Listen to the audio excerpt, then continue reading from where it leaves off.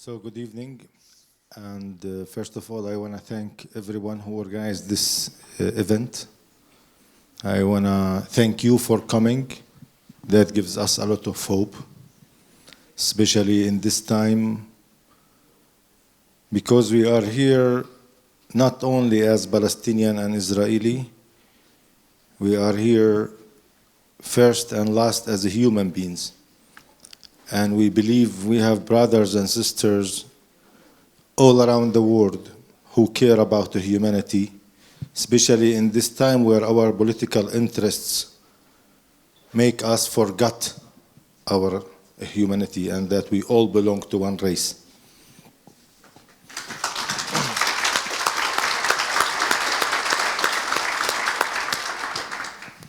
So we're gonna share with you our personal stories and a little bit about our organization. We are not here for competition, who's right and who's wrong, and who's the chosen side and who's not.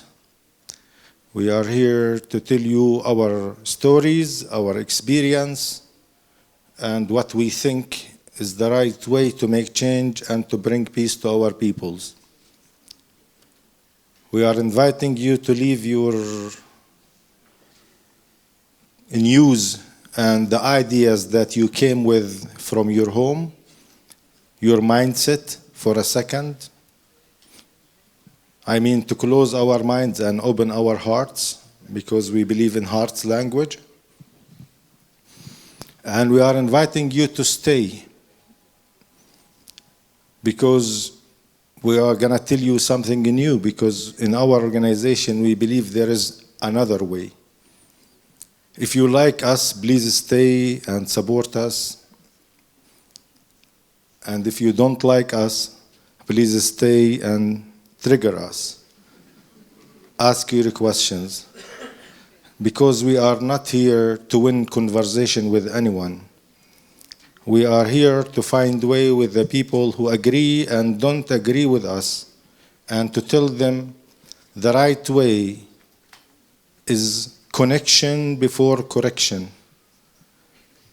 is to find a way together to get out of this situation, is to fight together for humanity, to get out of this bloodful instead of fighting each other who's right and who's wrong.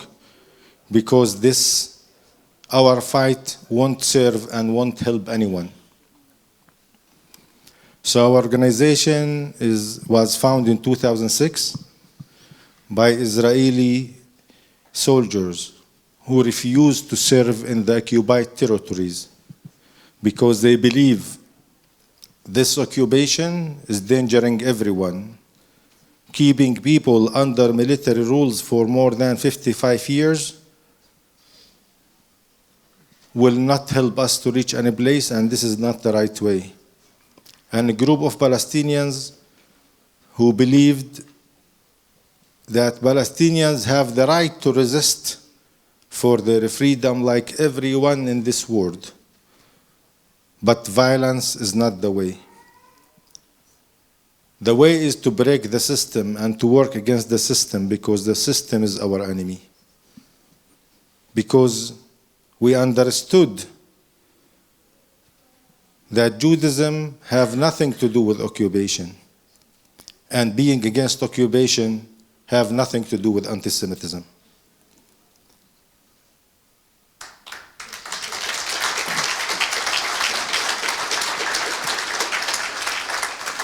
So we are trying to educate the new generation, to educate ourselves, to unite and to fight together non-violently and peacefully, and to meet. Because the system always worked to keep us separated. And to fight the system, we need to be united. The system always wanted us to be enemies. And to fight the system, we need to be friends. The system wanted us to fight each other to keep this conflict. And we decided to fight together to end this conflict, because this is the way and the only way. Thank you.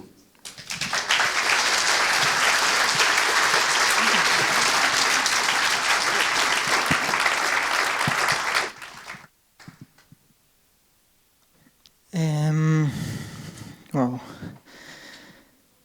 So first, if I say anything that triggers you, I invite you to take a breath and to stay in your chair and to feel what it makes you in the body, and to see when you want to react to this feeling and to stay with this feeling instead of reacting.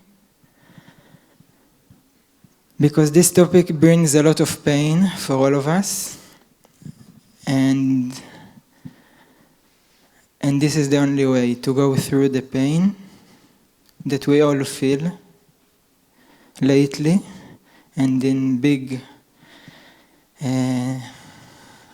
waves. And we are here, like Osama said, to unite. We need to unite everyone, because this is the only way to stop this madness. And we need you together with us to fight. Again, we are not fighting anyone. We fight a system that wants to keep us separated. We are here to fight for the Israelis. We are here to fight for the Palestinians, because we understand that our liberation is also their liberation.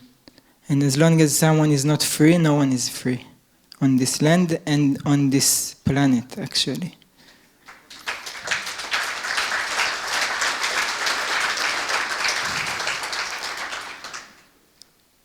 So my story, it started 33 years ago in a small village not far from Tel Aviv.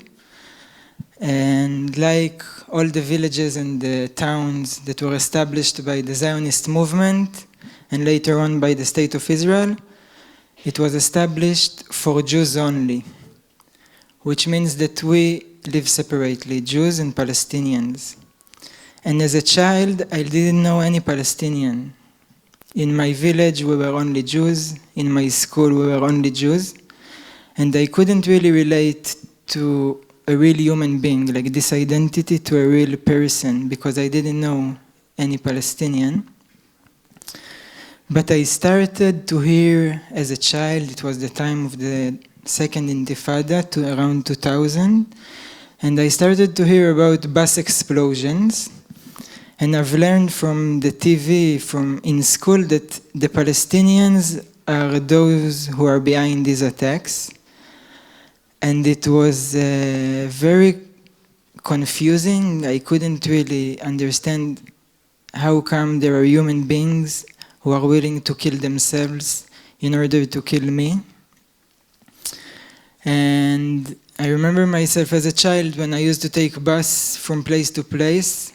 If someone spoke Arabic next to me, I couldn't understand the word because they don't teach us Arabic in schools.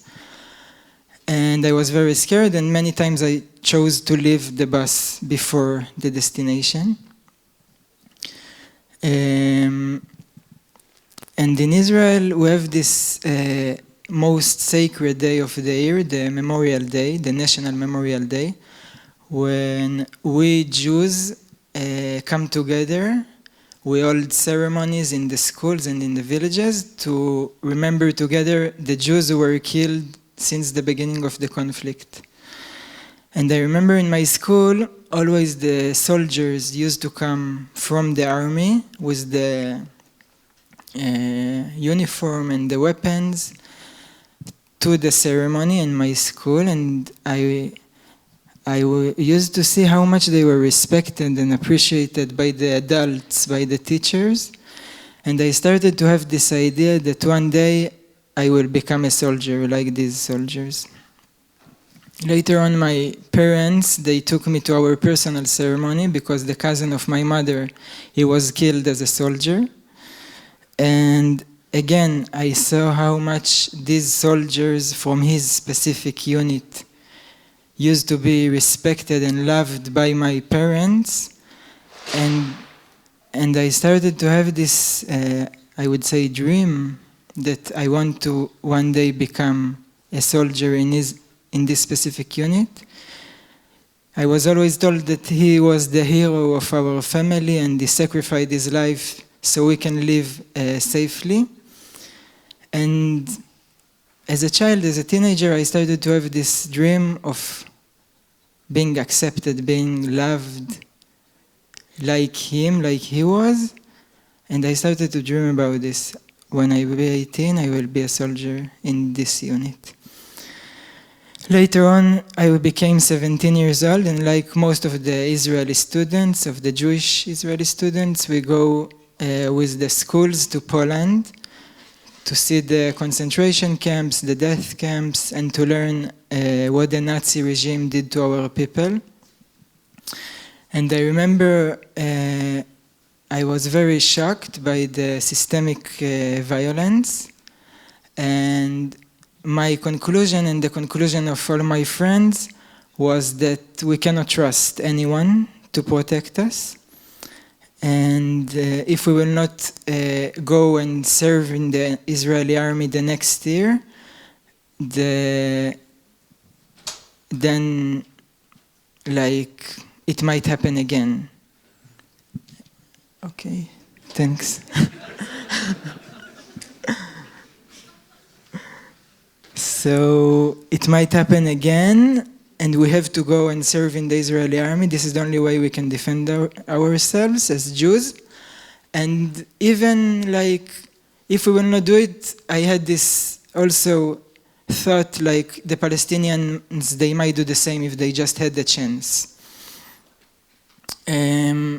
So a year later, I became 18 years old, and I decided to go and serve in the Israeli army, like all the people I knew from school, all my family, all my village, all my friends. It didn't even cross my mind that there is an alternative. I didn't know anyone who chose to refuse. And back then I was very, very motivated actually. No, I want to go and serve and give the maximum that I can because I want to protect my people. And this is the only way to do so. And I was recruited to the same unit as the cousin of my mother.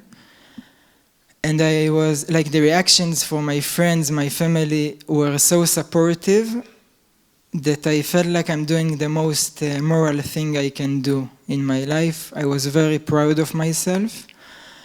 And I started this journey to become a soldier in this unit. It was very intense. And after 2 years of exercises, we finished this journey and we became soldiers, combat soldiers in this unit. And at one day, they took my team, 15 soldiers, to the West Bank, to a village next to Bethlehem. Now, for me, the West Bank until this day, until the day they took us to this village, it was these dangerous territories on the other side of the wall, where I was told always by my father that there is occupation there, and there are settlers there, and it is super dangerous for Jews, for Israelis. So he told me always, don't go there. And he has never took me there, actually. So the first time I go there was as a soldier, middle of the night, weapons, and we crossed the village by foot, this Palestinian village. I was like a lot of adrenaline. First time I go into a Palestinian village, actually, in the West Bank. First time I crossed the wall. And when we reached the center of the village, it was silence, middle of the night, no one in the street. Suddenly the commander came, and he asked me and another friend, Nevo, to take sound grenades and to throw them into one of the yards. And I remember it like a movie. I'm not thinking, I'm just doing what I'm told to do. I took the grenade, I threw it. There was a big boom. We went back fast to the bus. The bus took us to the base. And suddenly on the bus, Nevo, the other guy, called me. And he said, Rotem, I think we shouldn't do such things. It wasn't right. And I remember myself agreeing immediately, a bit confused how come I didn't think about it myself.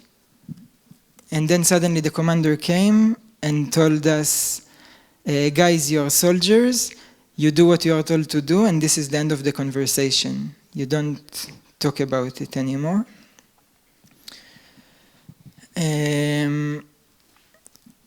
So we didn't talk about it anymore. And a few months later, I was released from the Israeli army. And like many other Israelis, I decided to go and travel, to use my privileged passport, to go and travel around the world. I felt like I want to go away. I need to take care of my soul, to reprogram myself a bit, because for 3 years I was trained to follow orders and not to ask questions, and I felt like I need to be outside of this land to somehow relearn this mindset of a soldier. And after a year or so, I came back to the land to start medical school. And before starting medical school, I met a friend. And this friend told me that he's going to participate in a dialog seminar in Germany with a group of Palestinians from the West Bank. And my first thought was, wow, it's actually possible to meet Palestinians from the West Bank and talk to them, because I was always told that they are violent and I should never go there and actually try even to talk to them because it is dangerous. But now I have the opportunity to travel to Germany. So I was very excited. And I was also excited because, again, I was always told that they are dangerous, but the only time I crossed the wall as a soldier, I was the one who was violent. And I had many questions actually in my mind to ask them. So I decided to join this project. And 11 years ago, I traveled to Germany and I participated in this seminar, which changed my life. Why? So for the first time, I hear or I meet real human beings who live on the other side of the wall. And they were sharing with me a totally different reality than the one I knew. And they were talking about refugee camps. And I was very confused. What do you mean by refugee camps? I've never heard that there are refugee camps. And they said, yeah, refugee camps, like we live in refugee camps, but originally our grandparents, they are from where you live. But in 1948, when the Jewish state was established, they were expelled from their houses and they moved to refugee camps in the West Bank. Many others moved to Lebanon, Syria, Jordan, and lived there in refugee camps since. And they were using a word that I didn't hear before, Nakba. And they explained to me that Nakba means catastrophe in Arabic, and the Palestinians used this word to describe what happened to them in 1948 when the Jewish state was established.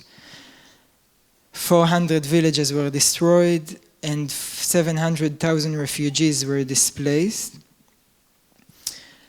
And I was very confused, like how come I had to go all the way to Germany at the age of 23 to learn such a basic part of the history of my homeland? It didn't make sense.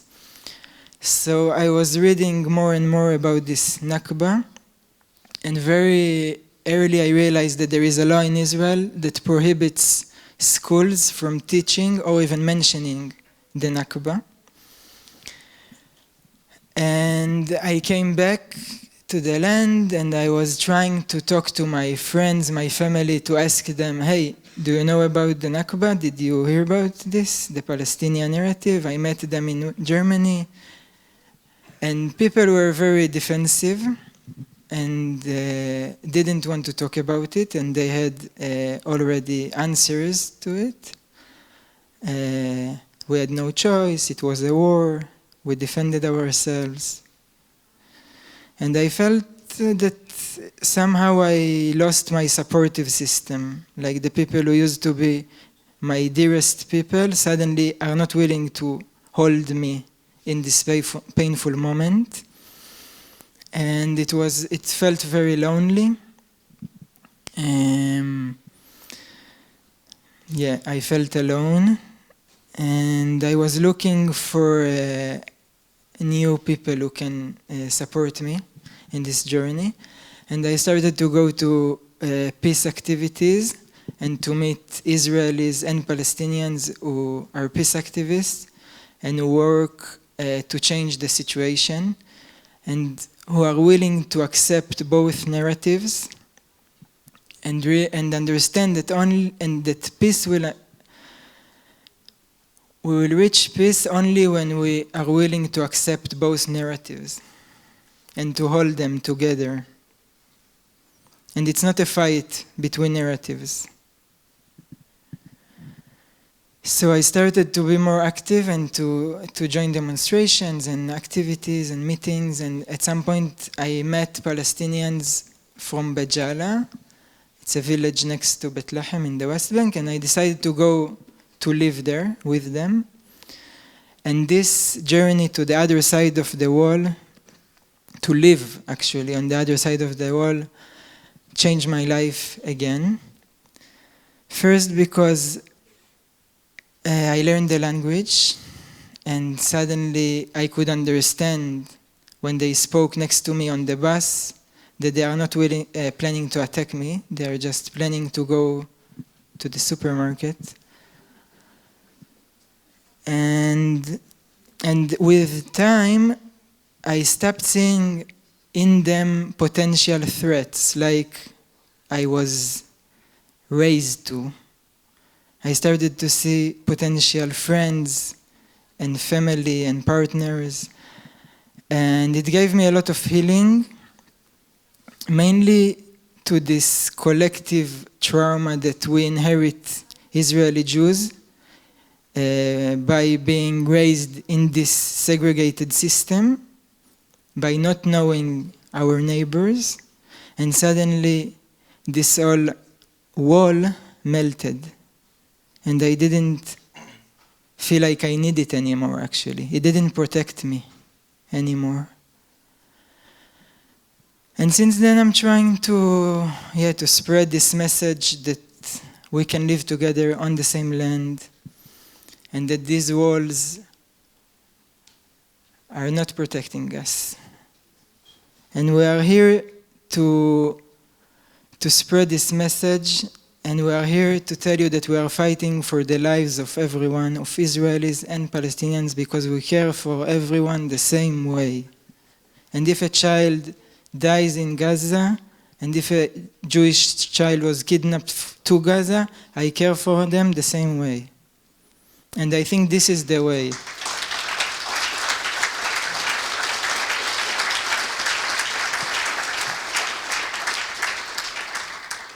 And each of us should look inside and ask himself, do I care the same way?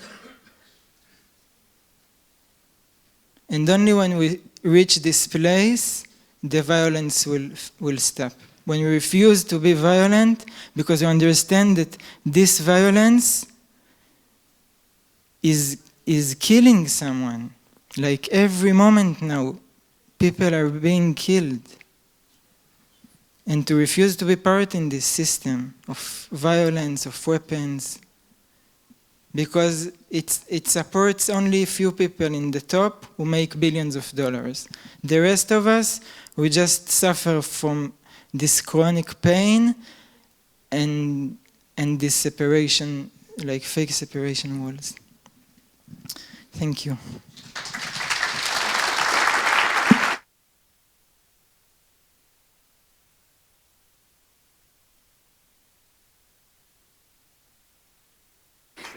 You want to, yeah, that's what I wanted to ask. Thank you. So thank you again. I know my story is not very important in Germany, but Anyway, I will share it. So I am the terrorist. Yeah, I was born in East Jerusalem in a village called Silwan. When I was a kid, my grandmother's stories was about her village, which is called Lifta, next to Jerusalem, which was attacked and destroyed by the Zionists, and they were not allowed to go back, even though it's a few meters away from Silwan. And they told me in 1967 also, our family, all of them went to Jordan, running away from the war. And Israel closed the borders, and no one of them was allowed to come back. My grandfather succeeded to sneak back from the borders, and that's why we still have family there. When I was young, my father moved to work outside Jerusalem, and he lived outside for a few years. And there is law in Jerusalem, in East Jerusalem, for Arabs only. It works on Arabs only.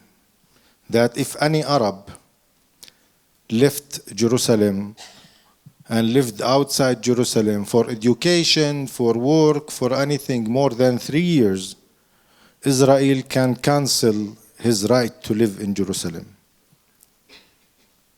in order to transfer Arabs from East Jerusalem. We moved to Jericho. It's like 25 meters away, and it's a small village, 25 minutes away. It's a small place. I was happy because it's a flat and a small place, and it's not like Jerusalem. But when I started to go to school, I started to see soldiers front of our school. During the first intifada, they even built a tent on the next building. During the break, some students used to go out and throw empty bottles or stones or whatever to their direction. And soldiers usually target the school by tear gas, and we run away from the backyard of the school. That was almost my everyday school. It was nice to run away from the school. I was always waiting for the moment someone throws stone, in order not to study. And then the commander of Jericho, because I live under military rules, so the commander can decide anything, the army commander, decided to close our schools, all the schools in Jericho, for 6 months. I was extra happy. But the situation did not change. During the nights, clashes used to happen in the neighborhood. I used to see some Palestinians lighting tires, blocking the street by stones, shouting "Free Palestine," whatever, and then we go in and we sit in our beds and we hide and we start to hear the bullets and the tear gas. With my sisters, we used to hide under the blanket, and we always in our beds carry onions with us, because the adults told us that onions can help you against the tear gas.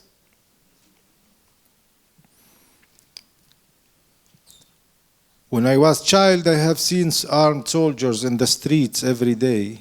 I have seen house demolition. I have seen people beaten and arrested. I lived days in curfew where we didn't have food in our house, and we have to jump to the neighbors to ask them for a little rice or tomato or whatever.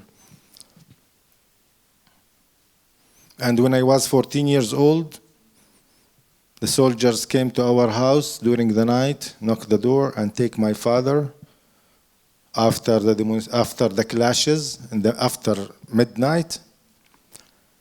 And they attacked my father from front of us. For me, my father was my hero. The human who I used to feel safe when he's around. And I felt these soldiers are breaking my hero story. and attacking him. So I decided to do something, to do revenge, to resist. But I didn't have army and special units. And I don't have anyone to defend us. So when I was 14, I decided to do something. So with my friends, we bought spray brush, spray color. It was cost 6 shekels, like €1.50 by then. And we jumped after midnight out of the home because our parents did not want us to do this. I was afraid of my parents more than the army sometimes. So we jumped after midnight and we wrote there, "Free Palestine." And to be honest, by then I didn't know what is Palestine and where is Palestine. And I wasn't fighting for Palestine. I was fighting against these 18 years old soldiers who are controlling my life.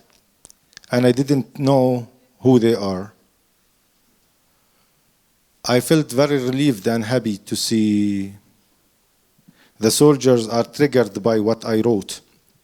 And then I decided with my friends to do something bigger and more dangerous, to make a Palestinian flag, which wasn't exist by then. So we started to collect shirts and cut it and try to make flag. And we had a lot of negotiations about where we should put the black, on the top or on the bottom, because we haven't seen a flag before and we don't know how it looks like.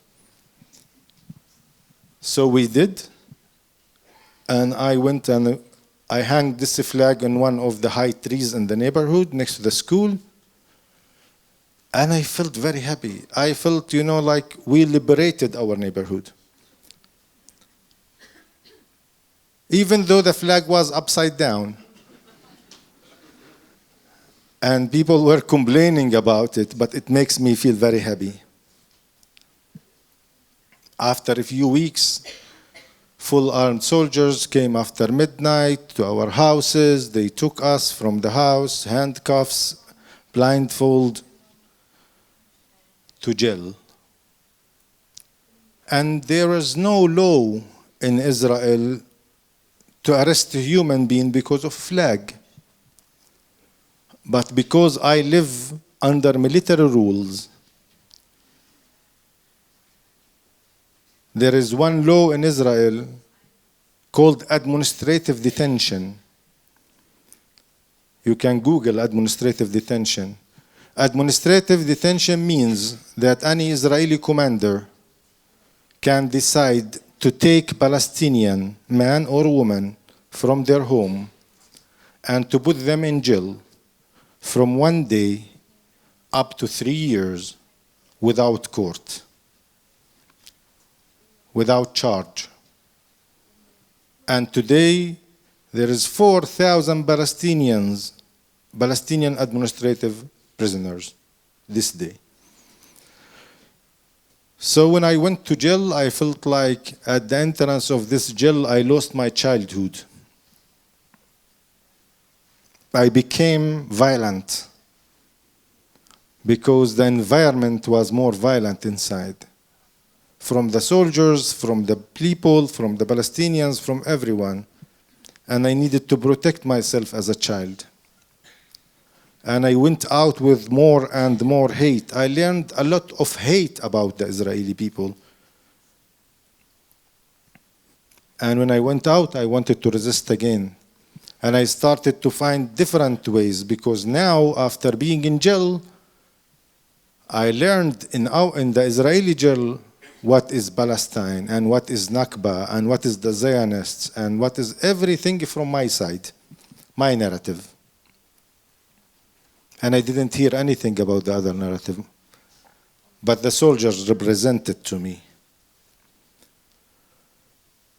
And after a few months, I started to see the Palestinian flags everywhere in Jericho. And they told me, we are making a peace agreement. It's called Oslo. And we will have our own country, and our Palestinian flag will be legal. I felt amazing. I felt like, with peace, I can raise the flag without being in jail. And that's an amazing idea, and I want to support it. So I joined the Palestinian police. And after a few years, when I found out that the Israeli settlements are growing, and the number of the settlers in West Bank is growing, and the settlers' violence is growing, and the water shortage is growing because of the settlers, I felt mad about this peace agreement. And I felt since we signed for peace, our lands are taken piece by piece. And that's not where I want to be. So I left the Palestinian police, and I was trying to find another ways to fight. But it was forbidden because we have peace agreement. 2001, the second intifada, I was in internet cafe, tried to do search for my education, and suddenly special undercover units enter, and I start to hear shooting, and I hide under the desk, and I get out by Israeli soldier, and I saw 4 people dying in the middle of the cafe. And I was arrested for 5 days, 5 days with handcuffs in my hands, and the blindfold, and sitting on my knees. I went out with a lot of anger, and I joined the resistance again, because I felt if I resist or if I don't resist, I'm a target. They don't see me more than this. Until 2007, another peace agreement happened after I lost a lot of my friends, and I almost get arrested many times, between the Palestinian Authority and America and Israel, that if we stop fighting, that we will be released. I refused, but we were forced, and I was jailed by the Palestinian Authority to accept this peace agreement, and I did in the end. And I tried again to find another way to fight. I was in Bethlehem in 2010, and I stuck there in Bethlehem because it was snowing, and our public transportation, if you have been there, it's even worse than Deutsche Bahn.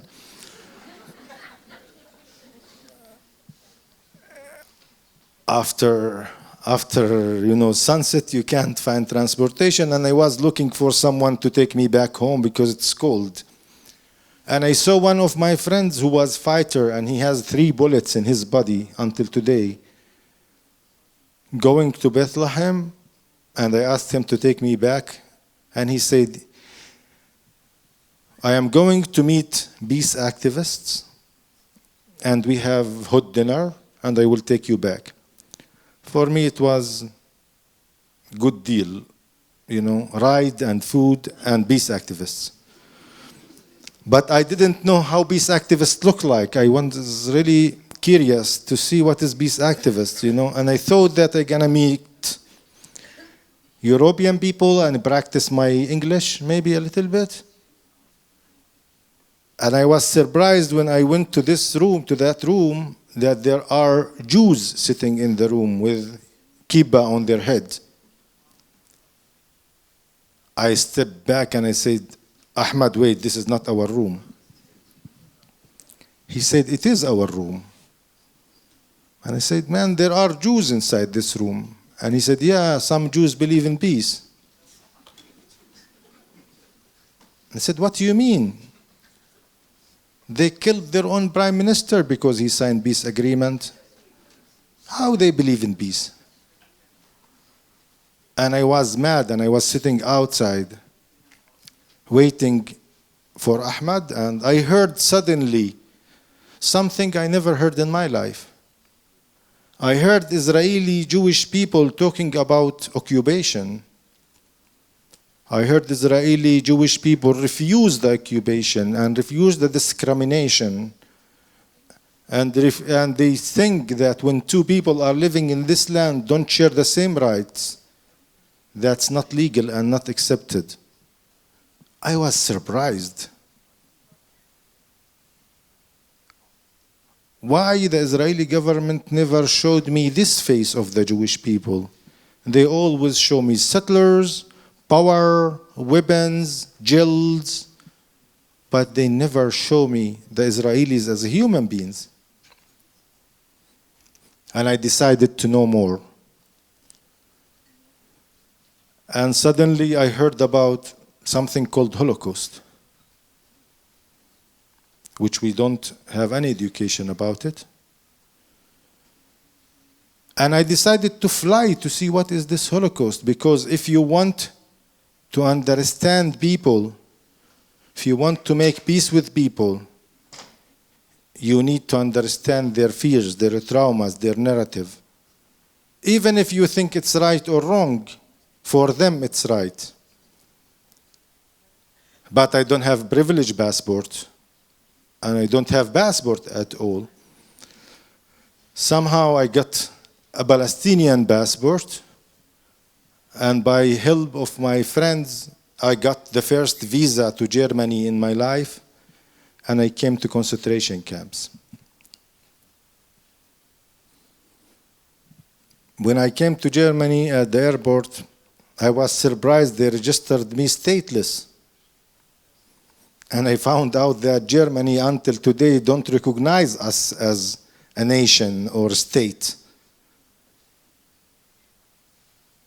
And when I visited the concentration camps, I was really hurt. I was crying. How come human beings can do this to other human beings just because of their race? And how come the people who survived this are doing this to me? And I heard there is a word, I heard it there for the first time, never again.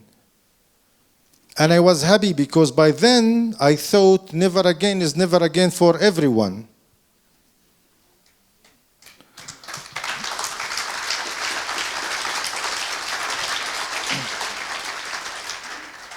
And I came back and I decided to create a group called Visit Palestine, to bring Israelis and Palestinians together as a human being, without weapons, without stones, without fears, to come and share their narratives, because peace is a place where two narratives can meet and accept each other.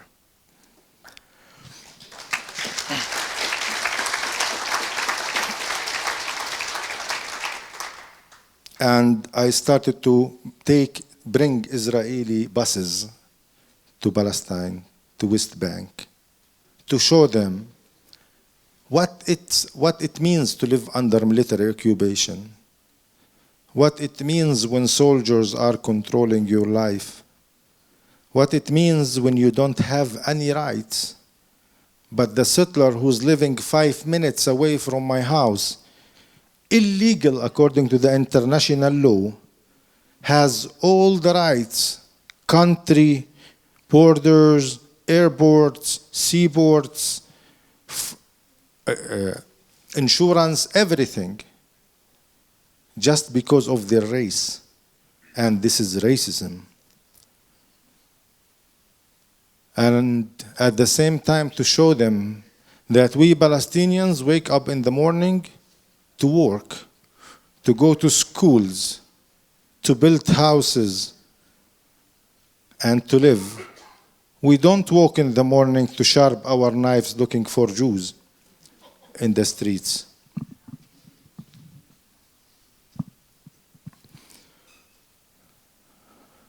And I kept doing this again and again, and I succeeded to learn Hebrew and to meet a lot of Israeli people and to bring a lot of Palestinians and Israelis together to share their stories and to share their narratives.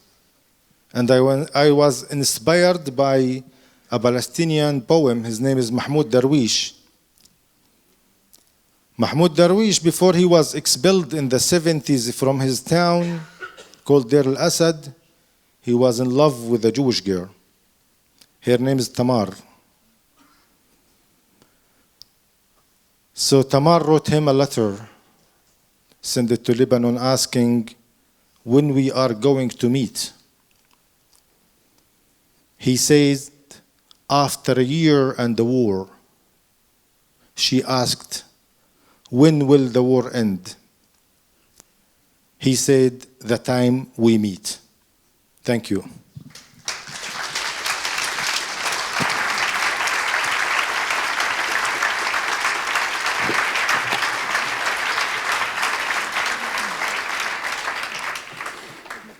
Thank you very much for sharing your very personal perspectives, your story.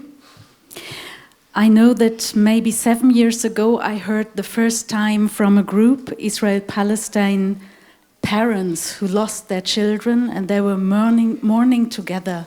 And this opened my eyes, that humanity and how the narratives can bring us together and to share the narratives. I have a question. The Combatants for Peace, how did you arrive in this? The first was visit to Palestine, which you organized, and how did this group came? So we didn't talk about our organization. I will give a small brief about it because, to be honest, we are not here to market any organization. We are here to save human lives, and that's more important. So our organization is a group of Israeli and Palestinians who decided there is another way and who decided to resist together non-violently against the occupation. So we are doing activities on the ground, demonstrations, sometimes opening some streets which was blocked by the settlers, sometimes help Palestinians to pick their olives or build small tents to them after demolition orders in Area C, and walk with the shepherds in the morning to protect them from the settlers' attack. And we have the Freedom School to educate Palestinian youth about nonviolence resistance. And we have a Dror School to educate Israeli youth about what is life under occupation. And we have theater group, we have women group, we are doing a lot of Zooms and a lot of meetings like this with Israeli youth, with Israeli people and Palestinian people, sharing our stories and answering their questions. And we have two big events. One is called Nakba Day, in order to educate what is Nakba and what happened to Palestinians by then.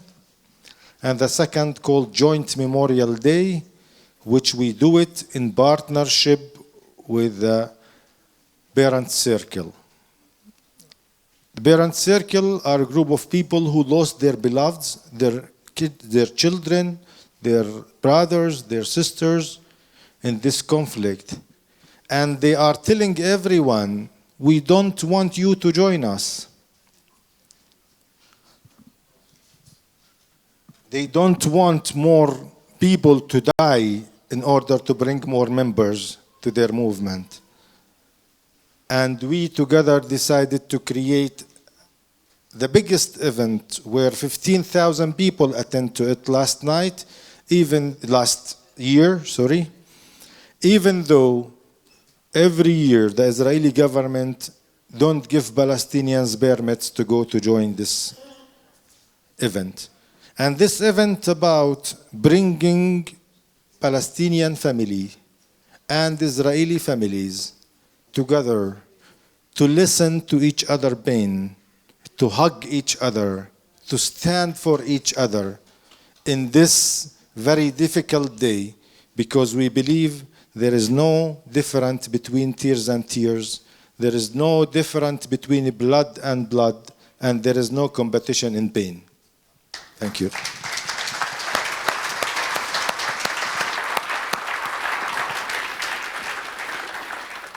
Ich würde gern die Diskussionsrunde eröffnen.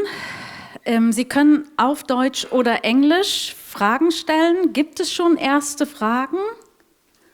Ja, ich komme mal rum. Ich fange hier vorne an und arbeite mich nach hinten durch.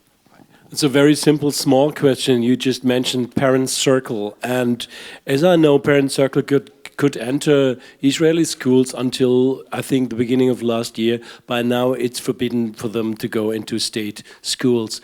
And what's the situation for you? Could you enter schools until then, or can you still now, or is it forbidden too by the right-wing government in Israel? It's forbidden since Naftali Bennett government. So we are not allowed to enter schools. We are allowed to meet mechinot, which is the pre-army groups, only the leftist ones, if I am allowed to call them leftist. But the more like less radical ones, we go and meet them, and we talk to them, and we try to create more understanding and to show them that there is another narrative. But in schools, we are not allowed to go. Yeah. When we say Naftali Bennett time, it's not this government. Yeah, it's like 6 years ago we are not allowed to go to school. And that's somehow explained to us that the problem is not in the government, which government is winning the elections, because in the last 15 years, for me, the Israeli left wing is trying to balance with the right wing, because the right wing have more voters. And in order to make balance and take more votes, they are trying to follow the agenda of the right wing. Similar like in other places in this world where the left wing is following the right wing for some reasons. Thank you. Hi. So I want to thank you for this, and I want to thank everyone that made this happen. I have two questions. So you talked about a solution. So I want to ask you, from your opinion, what is the solution? Is the one-state solution, or is it the two-state solution? I can imagine that the end of the occupation is the beginning, but in your opinion, what is the solution? And you talked about resistance, not non-violent resistance, and how you teach Palestinian kids about non-violent resistance. Can you elaborate more on that? Thank you.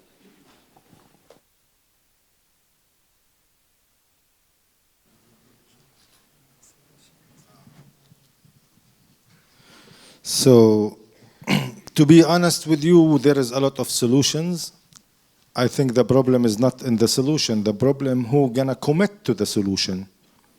Yeah, because without telling you, if you Google a little bit, you will see that one side not listening to the international law, or the two sides not listening. Google, educate yourself. I don't want to say everything, because for me as Palestinian, if I resist violently, I'm a terrorist. If I resist non-violently, I'm anti-Semite. So I'm trying, So I'm trying to make it easier. If you want to see who did not listen to the international law more than 135 times, read in internet. If you want to see why the United States used veto 65 times, read in internet, and that's why we did not have solution. But the solution for us, we have one important solution, and this is the one and the only solution. That from the river to the sea, everyone should be safe and equal and free. Thank you.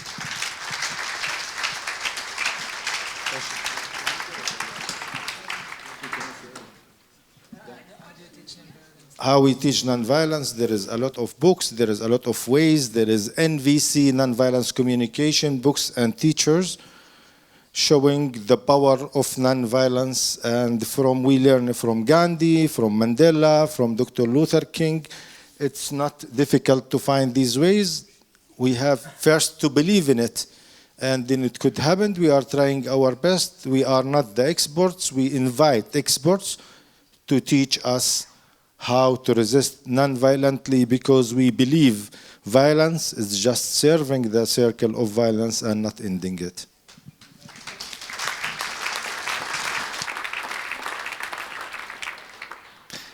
Yes? Ja, Yeah, ich bin. one more sentence Sorry. about non-violence. So for me personally, when I started to walk this journey, I had a lot of anger inside.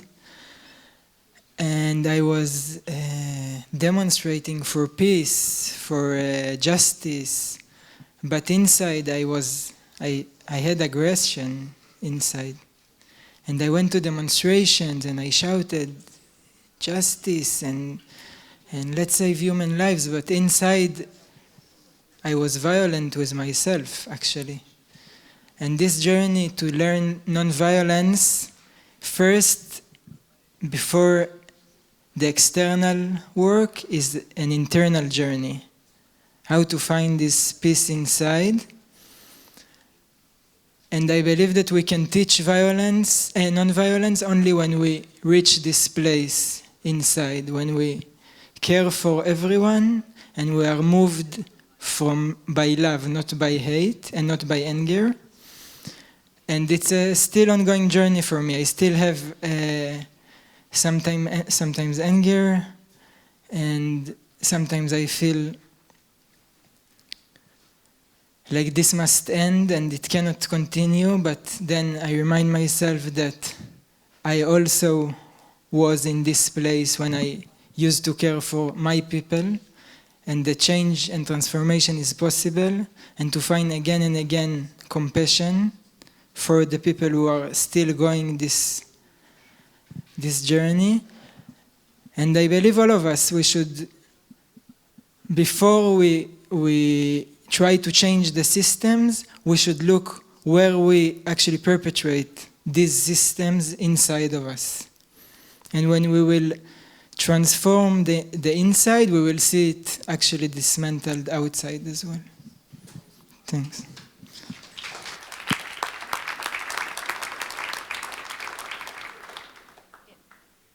I want to say thank you to both of you for spreading hope, especially in these days. Ich möchte darauf hinweisen, dass wir alle noch mal deutlich drüber nachdenken. Ich switch mal ins Deutsche wegen der Einfachheit, dass wir gerade jetzt drüber nachdenken, in welcher Situation wir uns befinden. Also jetzt nicht wir persönlich, sondern über das Thema, über das es geht. Wir haben immer noch Hunderte von Geiseln dort festgenommen in dem Gazastreifen. Wir haben immer noch die schreckliche Situation, dass die medizinisch so gut wie nicht versorgt werden, sodass für mich in diesen Tagen das Wichtigste ist, dass wir in dieser Situation als erstes an diese Menschen denken, dass sie medizinische Hilfe bekommen, dass wir nicht aufhören zu fordern, dass die freikommen müssen, dass wir nicht aufhören zu fordern, dass die barbarischen Menschen, die gekidnappt haben, dass die ihre Waffen niederlegen und ihren Kampf aufgeben. Wir müssen in diesen Tagen immer wieder daran denken, wie das angefangen hat am 7. Oktober. Wir müssen den 7. Oktober im Kopf haben. Dieser Tag änderte die Welt. Und denken wir an die Geiseln, die jetzt in dem Augenblick noch dort sind. Hast du auch noch eine Frage? Would you like to say something to, yeah, of please. Course. Thank you for bringing yourself. I think that it's important to remember that for the Palestinians, the situation didn't start and didn't change in 7th of October. For the Jews, it was very, very dramatic and very horrific, and we are not used to such violence as Israelis. But for the Palestinians, it's like this for 75 years. And there are, in every single moment, administrative prisoners who are hostages, basically, because they are being arrested without any reason and being kept in prisons for in between 1 day to 3 years, and then it can be renewed for another 3 years. And these people, I believe we should look at all the hostages the same way, okay? So I care for the Israeli hostages, and I think that it's very important that they will be released immediately, because we are losing time, and they might die soon if we continue these bombings.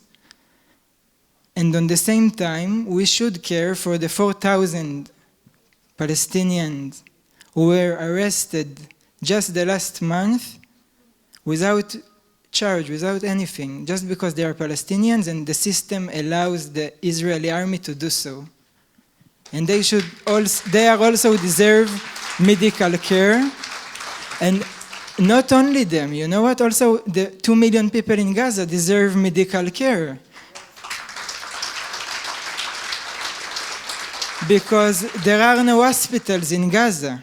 They were all bombed. And the universities were all bombed, and the schools were all bombed. So yeah, I think we should call for a ceasefire, immediate ceasefire now, exchange of the hostages for all the prisoners. Everyone should be free now. All the people who are being kept in prisons, included, of course, the Israelis. And this is the only way, as I mentioned before, to care for everyone. We should care for everyone.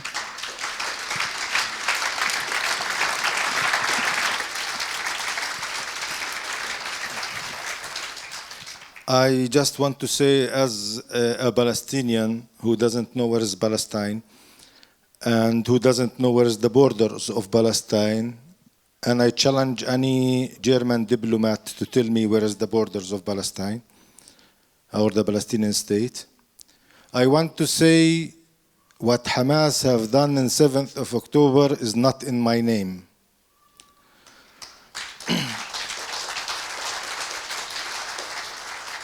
We believe we have the right to resist one of the longest occupation. We have the right to resist the only victim occupiers in the world. Yeah, but kidnapping kids and women and taking them underground, this is not our way to resist, and this is not accepted.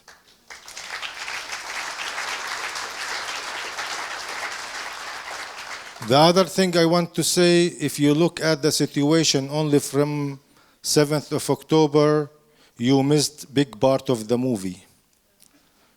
Yeah. You have been watching the last season only. And the conflict started long time before. For me, I care about everyone who was kidnapped. Some of the Jewish people who are kidnapped are my friends. And some of the people who were killed are my partners for peace. And I don't justify their death. But I'm here not to be in competition who suffer more and who gonna suffer more and who's right and who's wrong.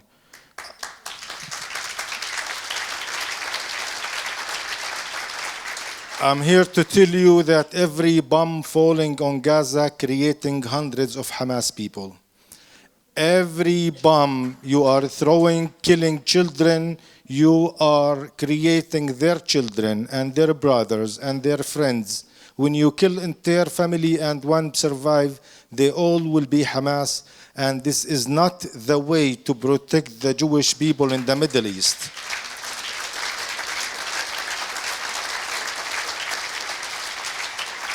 My great-grandmother was Jewish, yeah, so I have Jewish roots, and I believe Jewish people have the right to live on this land, not because they were there 2,000 years ago, yeah, because no one have the right to go back after 2,000 years, yeah. Otherwise, we will kick the Americans out, and the Australians out, and the South Africans out. But I believe they have the right to live because there are 3 generations to 4 generations who was born on the land, and this is their homeland too. And I believe to live with them equal. As long as there is one race is living with more rights than the other race, this is the real danger for the Jewish people and the state of Israel. And no one else.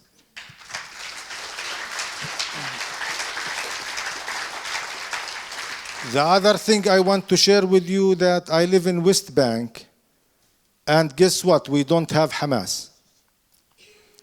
We have Abbas, who's the Palestinian president, and he's negotiating all the time. He's negotiating for 30 years. What makes Hamas stronger at the first step? Abbas is negotiating for 30 years to release 20 Palestinian prisoners who were arrested before Oslo Agreement. And he did not succeed, and he will not succeed. Yes? So Hamas kidnapped 1 soldier, and they succeeded to release 1,000 prisoners. This is the way to make Hamas stronger, unfortunately. The minute we can see and make changes by peace negotiations and peace, I promise you our situation will be much better.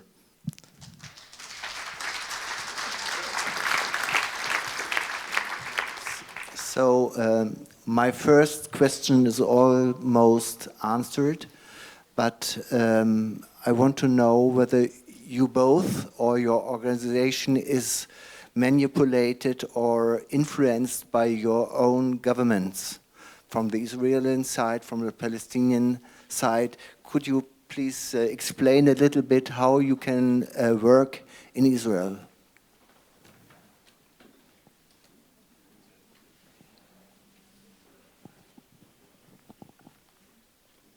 You mean how they see us? As traitors. Yeah. So how do you feel with this? How do you feel with this? How you can go on working? How you can you explain some situations? For example. So, for example, the Israeli government refuses to give permits for the Palestinians to participate in the alternative ceremony we hold every year. For instance, we don't have, like every time we build a school or we bring water to Palestinian shepherds in Area C, the soldiers come and confiscate it.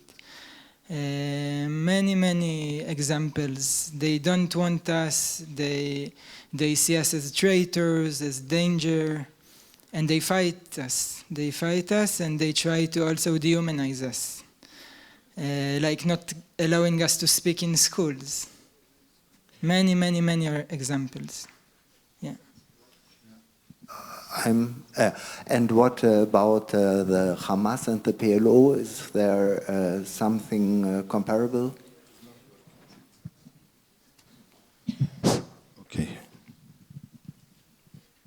So first, we are not looking for governments to support us, because governments are following the system and we don't really care about the systems. And we believe only dead fish, yeah? go with the stream. And we choose to be salmon fishes and go against the stream in both sides. And we came from non-violence schools, and it's our duty to trigger the system and not to be accepted by the system. Because Gandhi said, first they're gonna laugh at you, then they're gonna ignore you, then they're gonna attack you, then you win. Thank you.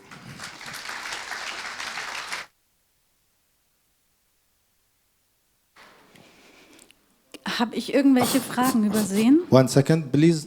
Just continue. Please. He asked about the Palestinian Authority. Yeah, of course we have problem. I have problem with a lot of people, Palestinians. But the Palestinian Authority itself, the PLO, I have no problem with them because we are working according to what they believe. Oslo Agreement, 1967 borders, freedom to everyone. Hamas, we have problem with Hamas. They don't agree with us, of course. They don't like our idea, but they don't attack me. We have problem with other peace organizations or other Palestinian groups, for example. Some groups want us, not to talk to Israelis, to boycott them all the way. And for me, as a Palestinian and as someone who cares about the freedom of his kids in the future, I believe I have the right to boycott the products of the country which is costing me military occupation. Like everyone in this world, South Africa, they boycott the products. The Jewish people themselves, they boycott the German cars after the Second World War. But I also believe boycotting people is not the right way, because if I don't talk to the people who I have conflict with, I will not find conflict. I will not solve this conflict, because usually peace happened between enemies, not between friends.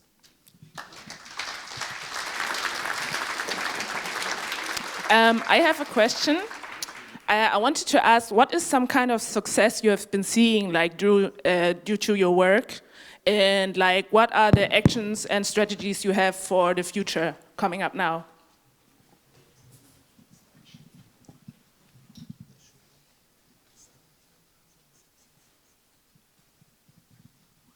So we are building a movement, an international movement, and we try to unite people around nonviolence from all backgrounds. This is why we are here also in Germany, and we have activists in the States right now, and we work with Israelis and Palestinians, because we understand that only together we can dismantle this system and create a better system that works for everyone. Successes, of course we have successes, but we didn't succeed to break the system yet. Again, creating a movement, it takes time. But we see that people are joining us, and people are refusing to take part in the violence, and people are refusing to follow their destiny. And what is the strategy for the future? First, to convince people that we have to swim against the stream.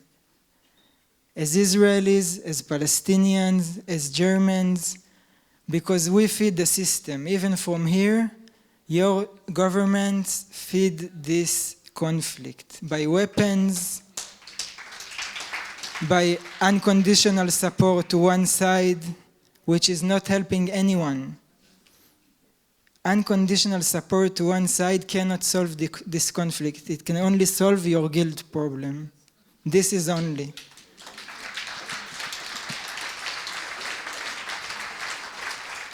If we want to solve the conflict, we need to support both sides, that all the people will feel that we fight for them, and then they will let go of their defensive mode.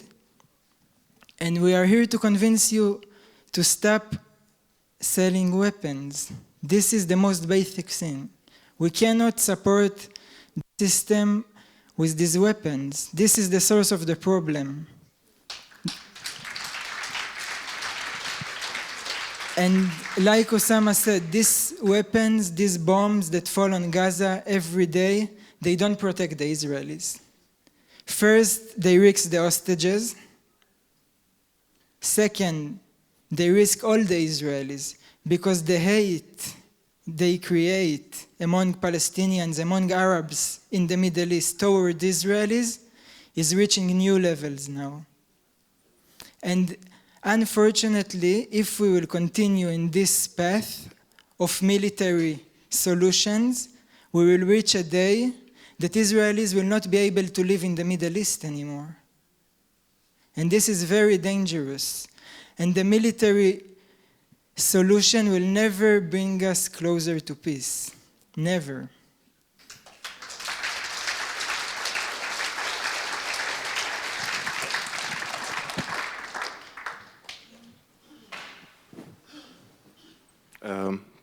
Thank you, actually. Like the whole time I came here with a lot of, I'm like, I didn't know what to expect. To be honest, I only know one fact. I'm living in Germany since over 10 years. When it comes to Palestine, that's a taboo.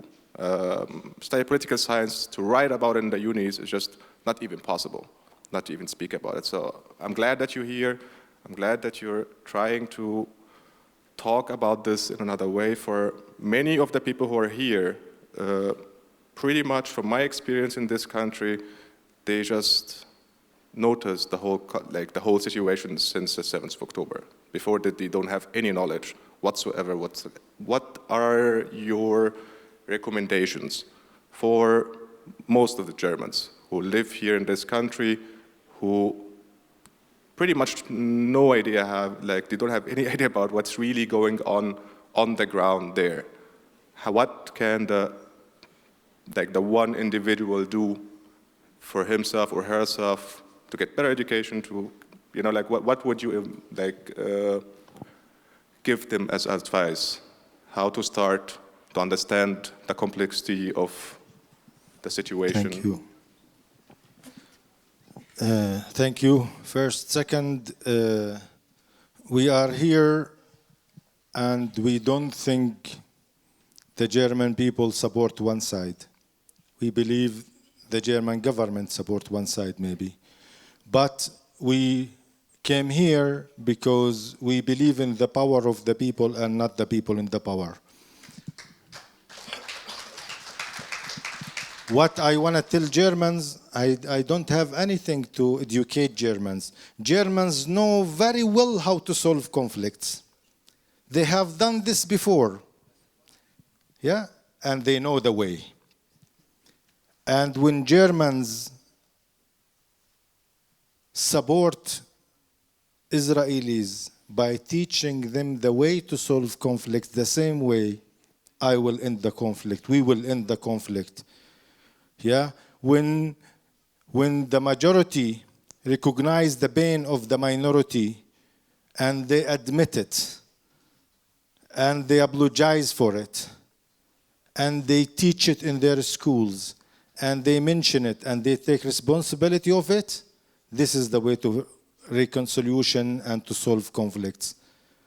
And the problem is not the Germans, I am here in Germany, but I will tell you with big responsibility of the international community and the international law, which is working very flexibly according to your race. I am mad about our Arab brothers and sisters too. Yeah. They have to take responsibility and not only the Germans. So sometimes we need to see ourselves and not just to see other people problems and mistakes.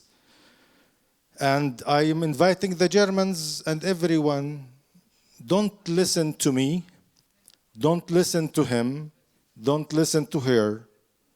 Educate yourself about the conflict. It's very easy. If you are afraid to be accused as anti-Semite, I will give you 3 to 4 Jewish Israeli organizations to follow, and one European, and you can get information from there.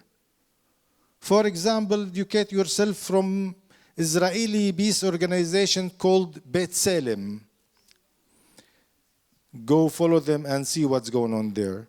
Educate yourself from Israeli peace organizations called Breaking the Silence. For example, educate yourself from American Jewish organization called Jewish Voice for Peace. And there is Amnesty in Palestine, and there is Ta'ayush group, you know. It's easy. And if you don't want to listen to the Jewish peace organizations, there is another European peace organization which I led many times in West Bank, and they know almost everything happening. Yeah, and the diplomats too, because I am a tour guide and I take them to show them every day. It's called AEBBI. If you follow this organization, you can find there a lot of truth. So I am inviting everyone to find a way to educate yourself and not to listen to propagandas from any other side. Thank you.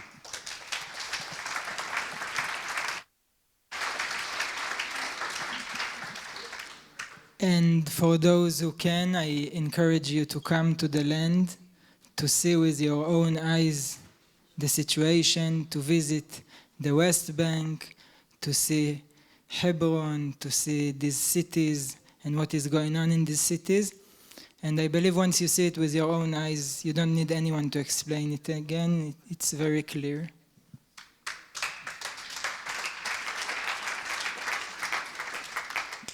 Okay. Hi, I don't really have a question. It's more some kind of comment. I'm also very thankful that you came here. I just learned it this morning that you would come, and I was like, oh my God, Combatants for Peace will come to Hanover, because I didn't know about any initiative in Hanover who tries to connect between Jewish and Arab and Jewish and Muslim and Palestinian and Israeli people. I know some initiatives that are in Germany, like in Cologne and Frankfurt, and I try to support them, but it's always very far away, and I try to build something here, although I'm not Jewish, not Muslim, not any way connected. But yeah, it didn't work until now.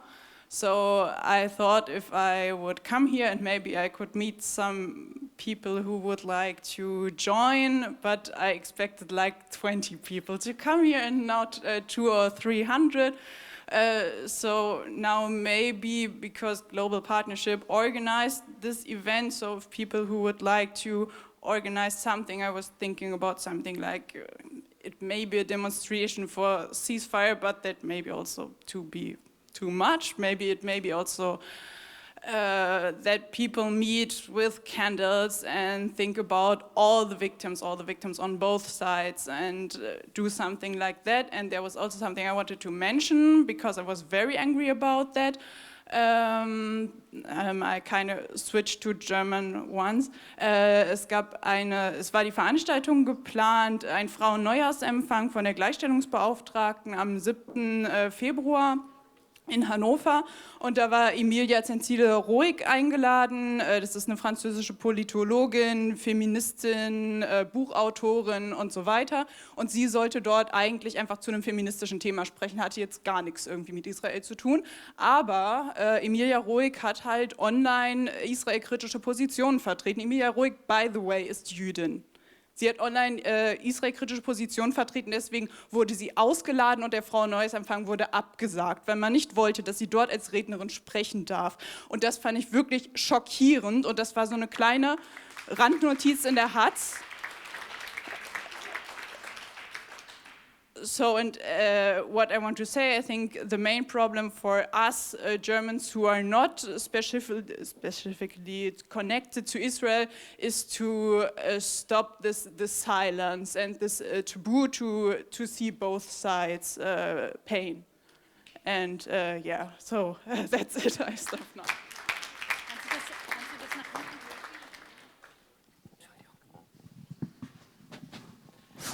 One sentence about cancellation culture in Germany. It's very popular. yeah, it's funny, but it's also not so funny. So we had an event in Frankfurt 2 weeks ago, and actually amazing crowd, over 200 people, very supportive. But there was one guy who didn't like that we use the word apartheid, and he decided later to, I don't know how, but to put a lot of pressure. He was Jewish, and I think he was part of this Jewish organization in Frankfurt, and they attacked the Evangelisch Academy who organized the event, and suddenly it was recorded like this event, and they uploaded the video to their website, and a week later, suddenly the video was deleted, and they published a statement saying that there were anti-Semitic narratives in our event and they cannot support it, and they decided to delete the video. And I was trying to talk to them, like, what was anti-Semitic about our narratives? Can you please explain? And they couldn't explain. They just said that the word apartheid is very problematic and we cannot use it, because the Jews were very offended by it. And this was very sad, because like I'm being accused to be anti-Semitic by Germans, but actually I think the problem is that in Germany some people forgot what anti-Semitism means, right? Anti-Semitism, racism towards Jews. And some people here are saying that anti-Semitism is criticizing Israel. So it's very sad that in Germany, people didn't learn the lesson about anti-Semitism.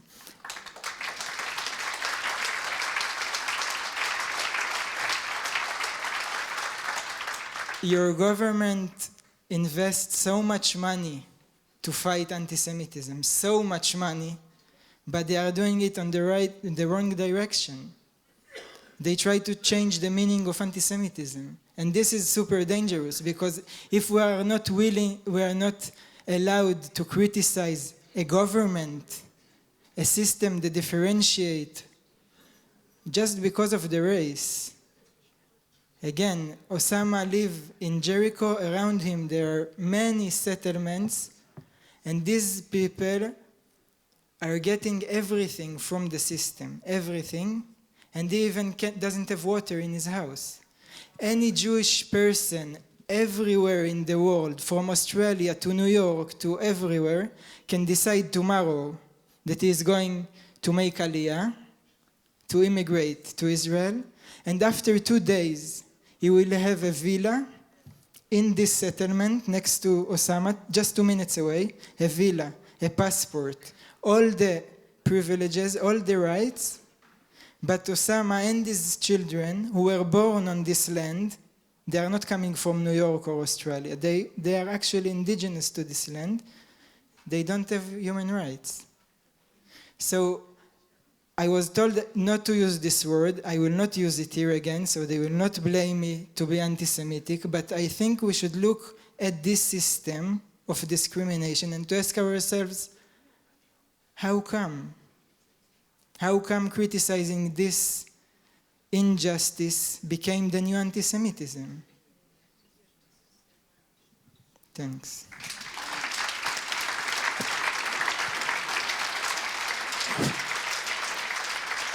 Yeah, I just want to add this. I really don't like to use words.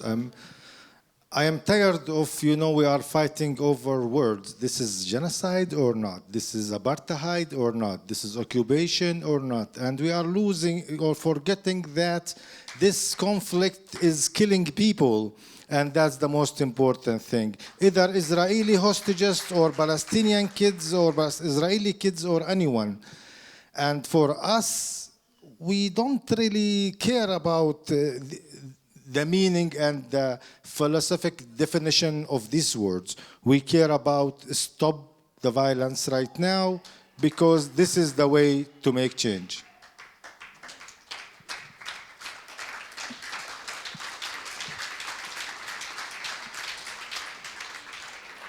The other thing, I really don't like to use the words, and I want someone who's more educated than me or smarter or know what's going on more than me.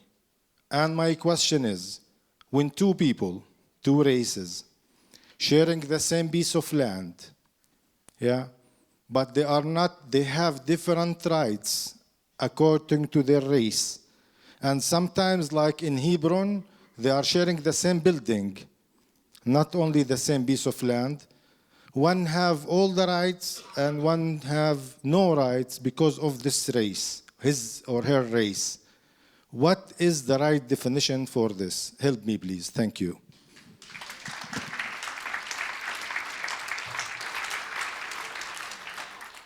My question is, do you have any idea how to stop this crazy war on Gaza? Because my fear is, even if both sides agree to exchange hostages against prisoners, then Netanyahu will go on with these bombardments, because he wants, I heard him say, word by word, never again one Palestinian will put his feet on Gaza earth. So my fear is really, even if this exchange might happen, he will relentlessly go on with this method to kill all the Palestinians living in Gaza. You see, he collected them at the end of South Rafah. They don't know where to go now. It stops. And now he starts to kill them. This makes me crazy, really.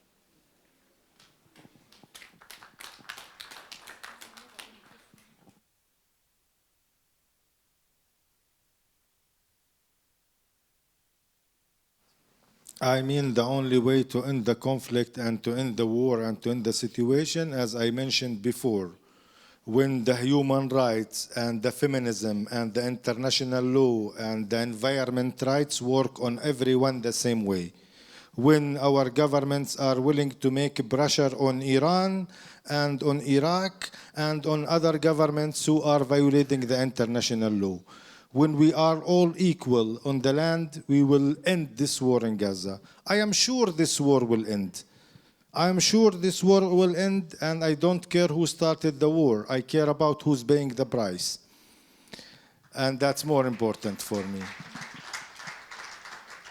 Ending the war by international movement to ask for equal rights for everyone, to ask for protection for human beings, Israelis and Palestinians the same way, and not to see one side better than the other side. And by making pressure, international pressure on both governments, Palestinians and Israelis, to sit together and to find a way without sending them any aid, any weapons, anything, until they solve this conflict. This is the way and the only way, because changes come usually from inside, and we learned this from South Africa.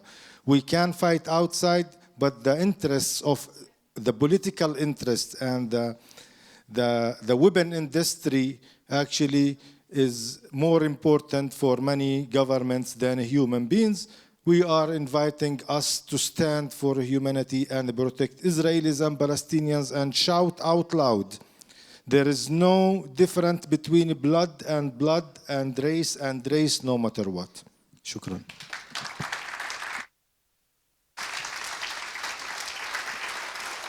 So, hier gibt es noch 2 Fragen. Wir müssen langsam zum Ende kommen. Das wäre dann die letzte Frage da hinten. Dann haben wir 3. Also 1, 2, 3. Habe ich noch jemanden übersehen?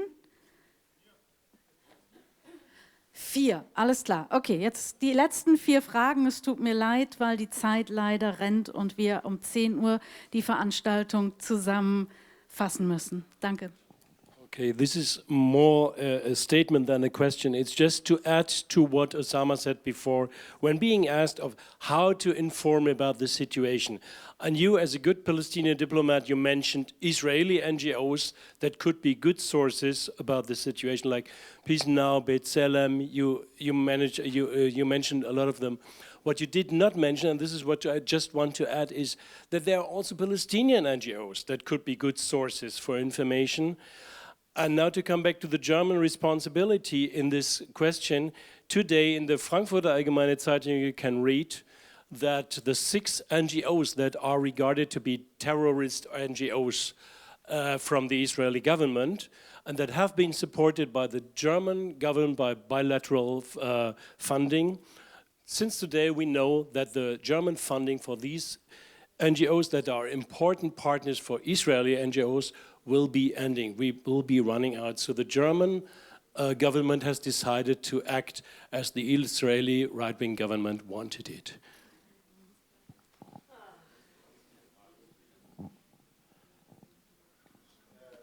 Sorry, just a small. Yeah, first of all, I want to tell you that the German government stopped our I2 as a peace organization because we are guilty of what Hamas have done on 7th of October. Even though we are living and sitting and eating and living together. And I know there is a lot of Palestinian organizations. I didn't mention them in purpose, especially in Germany, you know, because you can't take your information from a Palestinian organization and be a good person. That's why I said Israeli Jewish organizations only. This one? Okay, that's just my question. Could you have mentioned a lot of these organizations? Could you just give us a list from both Palestine and from Israel? We'd like to put it on our website from the Aufruf and on the Instagram so people can just take their own decision what they do. So if it's possible, thank you.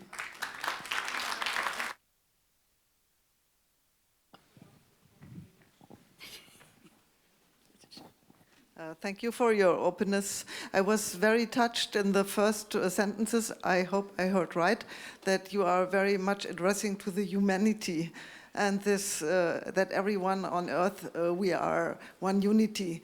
And now it's always like a knife when I hear the word race, because I am convinced if I don't work for or against systems, I would love very much not to use the word race, because we have friends of Palestinians and Jews in Israel and wherever, and to speak about races, that starts in my head like a scissor, and if we want really what you said in the beginning, to speak by the heart, I wish so much to speak from humanity and I refuse the word race, and I would like you to tell me why you use it. Thank you.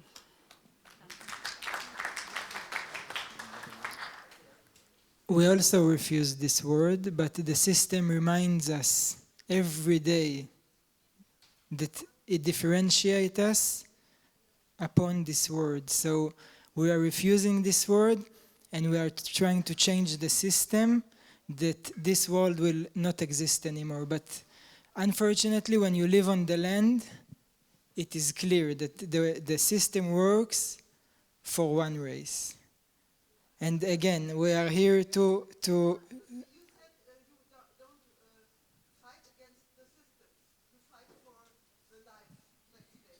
True.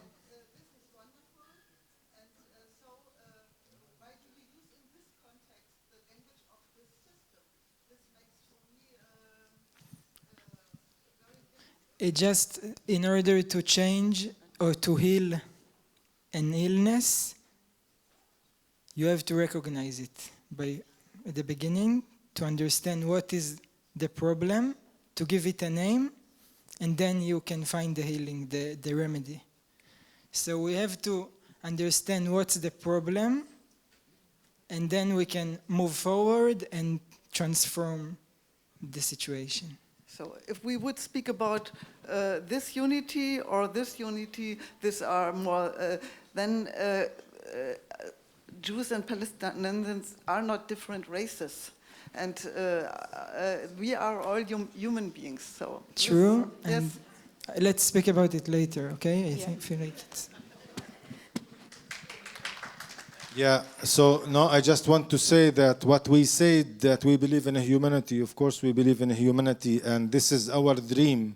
And we are here to share with you our dream and our reality.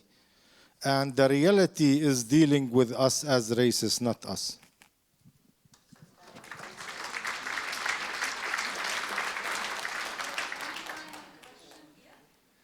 It's less of a question, more of a suggestion to the audience. First, I would like to thank you for being here, for holding this.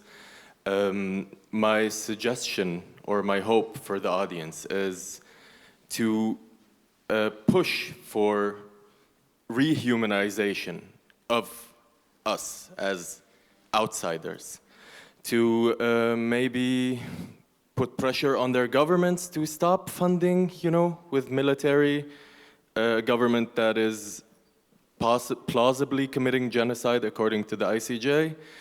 And yeah, I think the process of rehumanization is a long one, at least how Germans can see Palestinians as humans again. And I think there are many steps, and we are trying to take these steps by showing movies, by showing cultural events, and I think the work that you guys are doing is also very, very great. Thank you for being here today.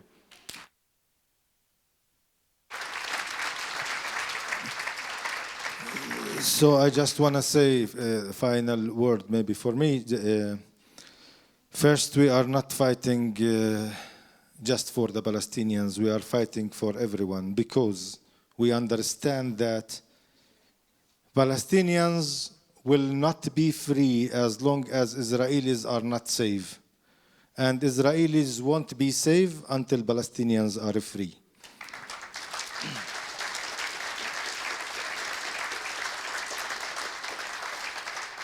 And my word to everyone who come here, after thanking you for listening to our pain and our hope at the same time, and thank you for really coming and listening. I want to tell you something to surprise you in the end, that if you have come here to stand for me, you are wasting your time. But if you have come here because you think that your freedom and your independence is bound up with mine, let's continue the work. Thank you.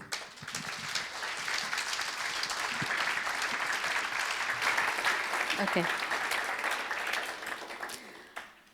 Do you want, that was, first of all, thank you very much. Do you want to answer a question which you love to be asked but never asked?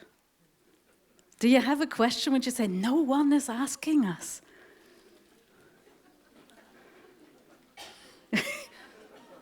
There is a lot of questions that we never been asked, to be honest. Because, people don't ask how many people died. People don't ask how many people suffering. People don't ask how many people live in fears, either here or there. People ask, is it apartheid or occupied, or is it the fault of Hamas? Is it the fault of Israel? We are very busy working on the details and forgetting the main idea.